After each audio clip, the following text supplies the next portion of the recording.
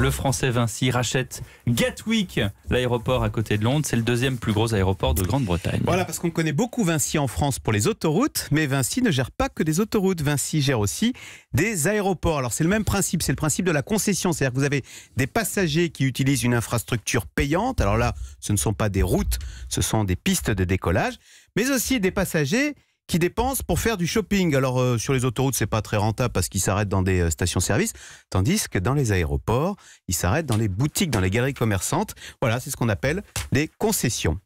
Qu'est-ce qui rapporte le plus? Les autoroutes ou les aéroports? Alors, clairement, les autoroutes, les aéroports sont nettement plus intéressants. D'abord parce que la clientèle y est plus aisée, donc dépense plus. Et puis surtout, le trafic des aéroports est en plein essor. Au niveau mondial, le trafic aérien doit doubler d'ici 2025. Donc, c'est un business qui être rentable et en plein essor. Ce qui fait qu'on ne le sait pas, mais en quelques années, Vinci s'est taillé un empire des aéroports dans le monde.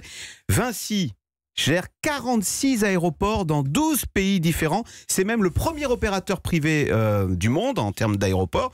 Donc je vais vous surprendre. Vinci gère l'aéroport en France de Lyon-Saint-Exupéry, Grenoble, Chambéry, Lisbonne, Porto, Belfast, Stockholm, Osaka, Kobe au Japon, Santiago du Chili, Orlando en Californie, Atlantic City, mais aussi au Brésil, République dominicaine, Cambodge et maintenant donc Gatwick à côté de Londres. 46 millions de passagers. En tout, Vinci, c'est plus de 200 millions de passagers dans les aéroports. Donc des passagers qui, 1, garent leur voiture dans les parkings des aéroports, 2, font du shopping et donc ça à faire en attendant l'avion, et 3, évidemment, payent des redevances aéroportuaires, donc les taxes comme on dit. Donc un business très rentable, si bien que, alors on n'a pas le détail, mais enfin les concessions chez Vinci, je vous rappelle avant tout, c'est théoriquement un groupe de BTP, mais enfin les concessions entre les autoroutes et les aéroports, ça représente 17% du chiffre d'affaires et 60% des bénéfices du groupe. Et c'est logique, voilà que Vinci est candidat au rachat d'ADP Aéroport de Paris. Alors ça, ce serait le morceau de choix pour Vinci. Roissy, c'est le deuxième plus gros aéroport d'Europe,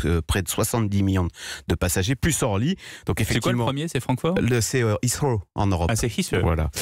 Bien sûr, Vinci, donc Heathrow à Londres. Bien sûr, Vinci est candidat tout trouvé. D'abord parce que c'est un groupe français. Je vous rappelle le pataquès qu'il y a eu quand on a vendu Toulouse aux Chinois. Et puis Vinci est un spécialiste de la gestion des aéroports. Écoutez, franchement, Vinci qui rachète Charles de Gaulle, pourquoi pas? Vous savez que Roissy est régulièrement cité parmi les aéroports les pires du monde, donc pourquoi pas en donner les clés à Vinci? Et c'est pas pour leur faire de la pub, mais il gère Porto qui a été élu deuxième meilleur, et j'y suis allé moi récemment en vacances, c'est vrai que c'est très bien, deuxième meilleur aéroport. Porto, l'aéroport? L'aéroport, la ville aussi. Deuxième, et la poisson également, on va pas dire ça à 6h55. À consommer avec modération. Voilà, en tous les cas, l'aéroport de Porto a été élu deuxième meilleur aéroport d'Europe en 2018. C'est tout le bonheur qu'on pourrait souhaiter à Roissy Charles de Gaulle.